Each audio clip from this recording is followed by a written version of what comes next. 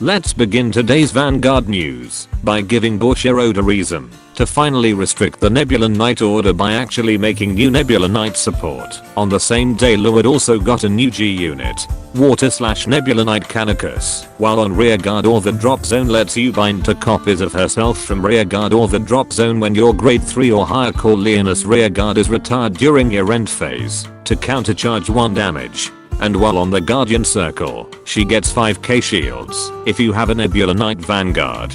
I really love this card's artwork. Too bad she's primarily going to be in your drop zone after using her as a 10k shield in order to use her ability to countercharge. This also contradicts with Sirius's ability that requires you to return 2 Nebula Knight cards from the drop zone. Either the deck gets away to mill their shit, or this is another case of bad cards with good artwork. Willow Piercing Nebula Knight Picky when placed on Rearguard during your main phase lets you pay 3 energy if you revealed a grade 3 Nebula Knight card from your eye deck or have a grade 3 or higher Nebula Knight Vanguard to draw a card. Then she gets a once per turn auto ability if your opponent's Vanguard is grade 2 or higher that lets you look at the top card of your deck, then either put it back on top or bottom of your deck when she attacks, and she gets 5k power. And while on Rearguard, she cannot be chosen by your opponent's card effects if you have a Nebula Knight Vanguard. This is a deck's equivalent of having Nilbris in Reziel, but with less power and no soul resource, but in exchange, you can use her as early as your grade 2 turn if you went second, as well as having effect immunity. This unfortunately still does not provide the deck with a 5th attacker. On a side note, is it just me, or does this card look a lot like March 7th from Star Rail?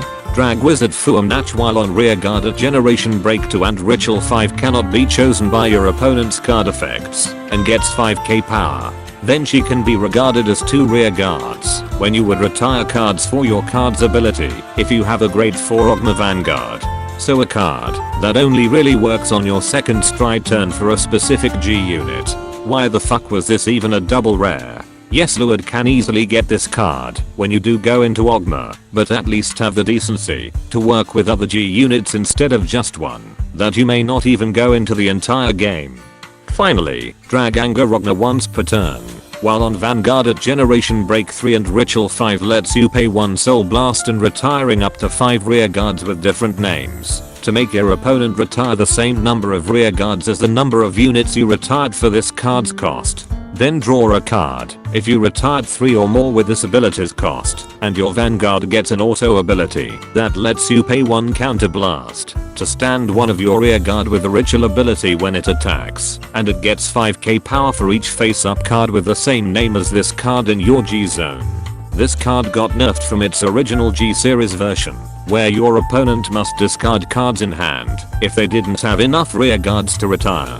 Bushiroad is so afraid of discard effects yet somehow lets Seraph Pure Light exist in standard for years. And the ability to stand one of your ritual units is so boring that it makes the 5 attack meta a product of Bushiroad having no idea what to do anymore. And that concludes this Vanguard news without the bullshit.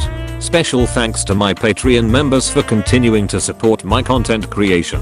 Be sure to subscribe and let me know in the comments if Keta Sanctuary players got rip off in this set and are regretting getting a case split.